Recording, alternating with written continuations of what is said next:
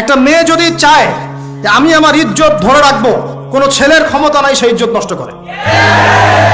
এটাই সত্য কথা। আমার স্ত্রী এই কথাটা খুব জোরালোভাবে আমাকে বলে, আমি যখন রাস্তায় হাঁটবো, আমি যদি চাই তাহলে কোনো ছেলে আমার কাছে ঘেঁষতে পারবে না, আমি সুযোগ দিলে তখন ঘেঁষতে পারবে।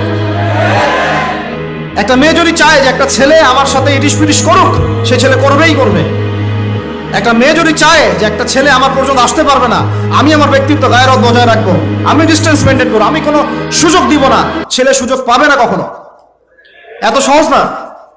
সর্বোচ্চ তখন কি করতে পারে, ধরে 10 জন মিলে ধরে ওকে জোর করে তার সাথে কিছু করতে পারে। ওরকম কিছু করলে তো আল্লাহর গজব নেমে আসবে। ওই যে সারা আলাইহিস সালামকে তুলে নিয়ে গিয়েছিলেন একটা বাদশা, মনে নেই আপনাদের? সারা আলাইহিস সালামকে একটা বাদশা এরকম উঠাই নিয়ে আসছে। আর সারা আলাইহিস সালাম সবচেয়ে সুন্দরী মেয়েদের একজন ছিলেন পৃথিবীর ইতিহাসে, ইব্রাহিম আলাইহিস সালামের স্ত্রী।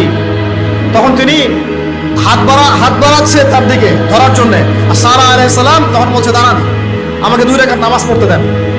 2 রাকাত নামাজ পড়ে তিনি আল্লাহর কাছে হাত তুলে বলেন, আল্লাহ, তুমি জানো আমি আমার সতীত্ব, আমার ইজ্জত, আমার সম্মান আমার স্বামী ছাড়া আর কারোর সামনে কখনো প্রদর্শন করি না। আজকে এই জালেমের হাত থেকে আল্লাহ তুমি আমাকে বাঁচাও। ওই দিকে ইব্রাহিম আলাইহিস সালাম নামাজে দাঁড়িয়ে গেছেন। ওই জালেম বাদশা যখনই হাত বাড়ায়, হাত অবশ হয়ে যায়, মাথা ঘুরে পড়ে যায়। 3বার 4বার চেষ্টা করেছে, তারপর পারে নাই। শেষে বলেছে, তোমরা আমার কাছে কাকে নিয়ে আসছো, নিয়ে যাও আমার সামনে থেকে। পরে উল্টা হাজরা আলাইহিস সালামকে হাদিয়া সহ দিয়ে পাঠিয়ে দিছে। একটা মেয়ে চাইলে তার ইজ্জত সম্মান এভাবে রক্ষা করতে পারে। তোমরা জেনায় ছেলেরা লিপ্ত করেছে কারণ তোমরা চেয়েছো বলেই করতে পারছো। তুমি ফেতনা না ছড়াতা, তুমি বেহায়ের মতো বাইরে বের না হতা, তুমি তোমার চুল খোলা না রাখতা, তুমি তোমার পোশাক ঠিক রাখতা, তোমার কথা ঠিক রাখতা, তোমার কথার মধ্যে শক্তি রাখতা, মিষ্টি মিষ্টি প্রলোভন দিতা না, বাইকের পিছনে বসতা না, চটপটি ফুচকা খাইতা না, এখানে ওখানে আড্ডা মারতা না, কোনো ছেলে তোমার কাছে আসতে পারতো না। তোমরা এই কাজ করেছো, ছেলে আসতে পেরেছে। আপনারা তো কিছু হইলে ছেলেদেরকেই দোষ দেন। ছেলেরা তো এমনি আকর্ষিত হবেই। আমি একজন ছেলে হিসেবে বলতেছি এটা না তো বিষয়টা। একটা ছেলের ফিতরত এটা, যে তার কাছে সবচেয়ে সুন্দর মনে হবে একটা মেয়েকে। এটা একটা ছেলের ফিতরত, স্বভাব ধর্ম, এটা চুম্বকের মতো আকর্ষণ করবে। আর এর উপর যখন আপনি এটাকে ফ্রি অ্যাক্সেস করে দিবেন, লাইসেন্স করে দিবেন, বেপরদায় বের হবে, গায়ের জামা কাপড়ও ঠিক নাই, হ্যাঁ, তারপর কথাবার্তা মিষ্টি মিষ্টি প্রলোভিত টানতেছে, সিডিউস করতেছে, তখন তো একটা ছেলে মিসগাইডেড হইতেই পারে, স্বাভাবিক। ছেলেও দোষ আছে, কিন্তু অবশ্যই এখানে মেয়েরও দোষ আছে। আমরা তো অনেক সময় ঢাকা শহরে দেখি রাত 10টা 12টা বাজতেছে, আমরা মাহফিল করে যাচ্ছি, কোনোদিন বাসায় ফিরতে 1টা 2টা 3টাও বাজে, রাত 3টার সময় ছেলে মেয়ে বাইকে করে ঘুরতেছে ঢাকা শহরে। ওই মেয়েটার কি বাসায় বাবা নাই, ভাই নাই, কোনো স্বামী বা কেউ নাই, মাহরাম কেউ নাই? তো আমরা সুযোগ দিচ্ছি বলেই তো আমাদের ঘর পর্যন্ত ঢুকতে পারছে। সবার আগে মেয়েদেরকে শক্ত হইতে হবে। আর মেয়ের বাবা যারা, আমি তো নিজেও মেয়ের বাবা, আমরা বাচ্চাদের সাথে সময় কাটাই আর ভাবি যা কি যে হবে ভবিষ্যতে আল্লাহ ভালো জানেন। কিভাবে মেয়েকে মানুষ করব, কিভাবে সতীত্ব রক্ষা করবে আমাদের মেয়েরা। যা চলতেছে অনেক মাদ্রাসার মেয়ে পর্যন্ত নষ্ট হয়ে গেছে। আপনারা জানেন না তো, আমরা জানি কথা। মাদ্রাসায় পড়ুয়া বহু মেয়ে নষ্ট হয়ে গেছে। যতদিন পর্যন্ত এদের হাতে মোবাইল ফোন ছিল না, ইজ্জত ঠিক ছিল।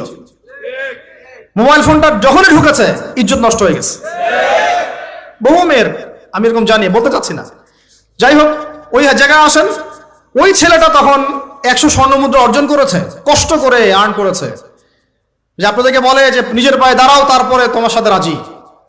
সে অনেক কষ্ট করে 100 স্বর্ণমুদ্রা অর্জন করে মেয়ের কাছে গিয়েছে, চাচাতো বোনকে বলেছে যে স্বর্ণমুদ্রা নাও, এখন বলো তুমি রাজি না।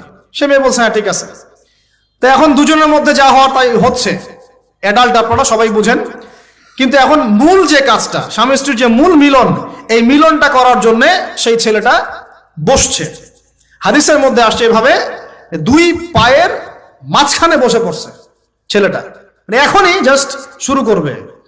তখন ওই মেয়েটা বলে উঠছে যে হে আল্লাহর বান্দা, আল্লাহকে ভয় করো, আমি আমার সতীত্ব কখনো নষ্ট করি নাই, তুমি আল্লাহকে ভয় করো। এই কথাটা যখনই বলছে, তখন ওই ছেলের মনের মধ্যে এমন ভাবে একটা রিয়াকশন জন্ম নিয়েছে, আল্লাহর পক্ষ থেকে এমন একটা নূর আর হেদায়েত চলে আসছে, ওই অবস্থা থেকে ছেলেটা উঠে চলে গেছে এবং স্বর্ণমুদ্রাও দিয়ে দিয়েছে, যে স্বর্ণমুদ্রাও আমার দরকার নেই, যা। এবার সেই গুহার মধ্যে বন্দী অবস্থায় আল্লাহর কাছে হাত তুলে দোয়া করতেছে, আল্লাহ তুমি যদি জানো ওই কাজটা আমি তোমার সন্তুষ্টির জন্য করেছিলাম, আজকে আমাকে এই সাক্ষাৎ এই মওতের হাত থেকে বাঁচাও। সাথে সাথে এই পাথর সরে গেছে। এই হাদিসটা আমি এই কারণে বললাম, যদি আমি জিনা থেকে বেঁচে থাকতে পারি, ইনশাআল্লাহ তাআলা আল্লাহ পাক সাক্ষাৎ মৃত্যুর মতো এই আযাব থেকেও, বিপদ থেকেও আল্লাহ বাঁচাতে পারেন। এটা একটা হাদিস, সবাই মনে রাখবেন। দ্বিতীয় একটা বলি, এটা আমাদের সব বিবাহিতদের জন্য। আজকে তো বিবাহিতরাও অভাব নাই। আর আমি আশ্চর্য হয়ে যাই যে বিবাহিত একটা ছেলে, বিবাহিত একটা পুরুষ তার স্ত্রীকে এভাবে বেহায়ার মতো কিভাবে সবার সামনে শো করতে পারে। বিয়ে আপনি করলেন, মোহর আপনি দিলেন, সম্পদ আপনার, তার সতীত্ব আপনার, তার সম্ভ্রম আপনার, আপনি নিজে কেন ওকে এভাবে সবার সামনে উত্থাপন করতেছেন? টিকিট আপনি কাটলেন, সিনেমা সবাই দেখবে, ব্যাপারটা এরকম। কি অবস্থা! আবার কোন কোন ঘরে দেখা যায় স্বামীরা কন্ট্রোল করতে চাচ্ছে, কিন্তু মেয়ে বা স্ত্রী কন্ট্রোলে থাকতে চায় না। স্বামীকে বলে তুমি বেশি হুজুর হয়ে গেছো, বেশি বেশি হুজুর হয়ে গেছো। এই যুগে এগুলো চলে, এটা আধুনিকতার মডার্ন যুগ। এই করতে করতে আমাদের সমাজে পরকীয়া ছড়ায় পড়ছে। এখন এই পরকীয়া বলতে কি হাদিসটা কথা মাথায় আসছিল। আল্লাহর নবী সাল্লাল্লাহু আলাইহি ওয়াসাল্লামের একজন সাহাবী, মহিলা সাহাবী, কি সাহাবী বলেন? এরকম ঘটনা দুই একটা ঘটেছে, আমি একটা বলতেছি খালি। মদিনা মহিলা সাহাবী কোন একভাবে এরকম একটা অঘটন ঘটে গেছে। মানুষ তো হতে পারে, কি মানুষ তো পাপ করবে, তাই না? হতে পারে। এখন তিনি গর্ভবতী হয়ে গেছেন। নবী সাল্লাল্লাহু আলাইহি ওয়াসাল্লামের কাছে এসে বলছেন, ইয়া রাসূলুল্লাহ তাহিরনি, আমাকে পবিত্র করেন, আমি অনেক বড় অন্যায় করে ফেলেছি। নবী সাল্লাল্লাহু আলাইহি ওয়াসাল্লাম মুখ ঘুরিয়ে নেন, মুখ ঘুরিয়ে নিয়ে বলেন যে বাসায় যাও, তওবা করো, আল্লাহ মাফ করে দিবে। নবীজি শুনতে চাচ্ছেন না, কারণ শুনলে কোর্টে মামলা আসলে তো বিচার করতে হবে। তিনি বলছেন যে বাসায় যাও, বাসায় যা আল্লাহর কাছে ইস্তেগফার করো, আল্লাহ মাফ করে দিবেন। আবার এদিক দিয়ে ঘুরে আস, ইয়া রাসূলুল্লাহ আমাকে পবিত্র করেন, আমি অন্যায় করে ফেলেছি। এভাবে কয়েক দফার পরে নবীজি বলছেন, তুমি কি অন্যায় করেছো? এমন কোন কাজ কি তুমি করেছো? সুরমা দানিতে সুরমা নেয়ার সময় আমরা যেভাবে নেই, এরকম কোন কাজ কি তুমি করেছো?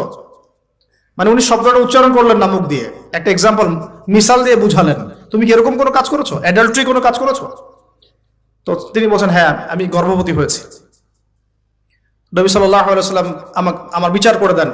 তিনি বলছেন যে বাসায় যাও, আগে সন্তান জন্ম দাও, তারপরে দেখা যাবে। সন্তান জন্ম হলো, সেই মহিলা আবার এসেছেন, সাহাবী, ইয়া রাসূলুল্লাহ আমার বিচার করে দেন। বলছেন সন্তান জন্ম হয়েছে, হ্যাঁ, এখন সন্তান কি করে? দুধ পান করে। দুধ পান করাও, 2 বছর দুধ পান করাও, তারপরে বিচার করে দেবো। 2 বছর দুধ পান করা শেষ, সন্তান এখন শক্ত খাবার খেতে পারে। কোলে করে সন্তানকে নিয়ে আসছেন। নবী সাল্লাল্লাহু আলাইহি ওয়াসাল্লামকে বলছেন যে ইয়া রাসূলুল্লাহ, এই যে আমার বাচ্চা দেখেন খেতে পারে, এখন একে আমার বিচার করে দেন। দেখেন তাদের পরকালের কনসেপ্টটা কেমন ছিল, তাদের পরকালের চেতনা কেমন ছিল। এবার নবী সাল্লাল্লাহু আলাইহি ওয়াসাল্লাম বলেন, তোমাদের মধ্যে কে আছো এই বাচ্চার দায়িত্ব নিতে পারো? একজন আনসারী সাহাবী বলছেন আমি। বাচ্চা তার কোলে দিলেন, দিয়ে বলেন এই তাকে নিয়ে যাও, নিয়ে গিয়ে অমুক জায়গায় নিয়ে তাকে রজম করো। কি করো? রজম মানে কি ভাই? কোমর পর্যন্ত মাটিতে গেঁথে দিয়ে পাথর নিক্ষেপ করে, এই রজম করতে গিয়ে তার গা থেকে রক্ত ফিনকি বের হয়ে কোন একজন সাহাবীর, সম্ভবত খালিদ ইবনে ওয়ালিদ রাদিয়াল্লাহু আনহুর জুব্বার মধ্যে গিয়ে লেগেছে। তখন তিনি কিছুটা তাচ্ছিল্যের স্বরে একটা বাক্য প্রয়োগ করেছেন যে ছি, এটা কেমন হলো? হ্যাঁ, মানে কিছু বলেন নাই, জাস্ট একটা রিয়াকশন দিয়েছেন যে এত।